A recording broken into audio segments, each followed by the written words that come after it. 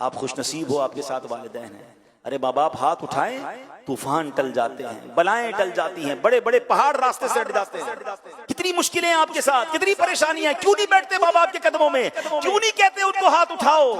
پوچھو ان سے جن کے ماں باپ چلے گئے. مشکل سر پہ آتی ہے، بندے کو یاد آتا ہے ماں ہوتی تو دعا کرواتا، والد ہوتا تو میں اس سے دعا کرواتا.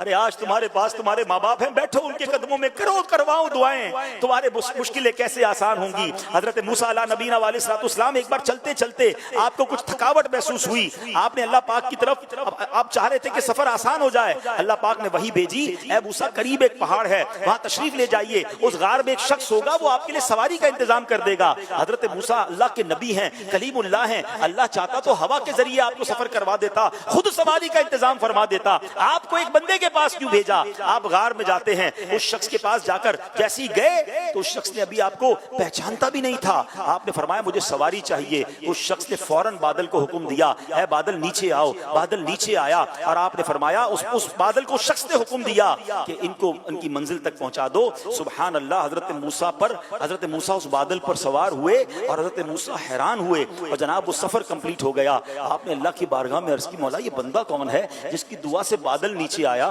بادل نے مجھے منزل تک پہنچا دیا. سنیے اللہ کی بارگاہ سے ارشاد ہوا، اے موسیٰ یہ اپنی ماں کا فرما بردار ہے، اس نے اپنی ماں کی بڑی خدمت کی ہے. جب آخری وقت آیا نا تو اس کی ماں نے اس کو دعا دی تھی، بیٹا میں تم سے راضی ہوں، اللہ پاک بھی تم سے راضی ہو. اللہ فرماتا ہے موسیٰ میں اس سے راضی ہو گیا ہوں. اللہ نے فرمایا موسیٰ میں اس سے راضی ہوں. اب اگر یہ بندہ دعا کرے کہ یا اللہ سرخ پہاڑ کو سیاہ کر دے یا سیاہ کو سرخ بنا دے، اے موسیٰ میں اب اس کی یہ دعا بھی قبول کر لوں گا. ماں راضی تھی نا، رب بھی راضی ہو گیا، اور جب رب راضی ہو گیا پھر تمہارے کام سیدھے ہو جانے ہیں. جس کو دیکھو کوئی بیمار ہے، کوئی قرضے میں ہے، کوئی ٹینشن میں ہے، کوئی پرابلم میں ہے، ہر طرف دوڑے ہو دعائیں کروانے. ارے ماں گھر میں بیٹھی ہے، اس کی دعا لے لو نا. والد گھر میں ہے، جاؤ نا اس کے پاس، پیر دبائیے ان کی خدمت کیجئے، معافی پہلے تو مانگیے ان سے. کتنی بلند آواز میں باتیں کی ہیں، کتنا جھاڑا ہے اپنے ماں باپ کو، کتنا برا بھلا کہتے ہو.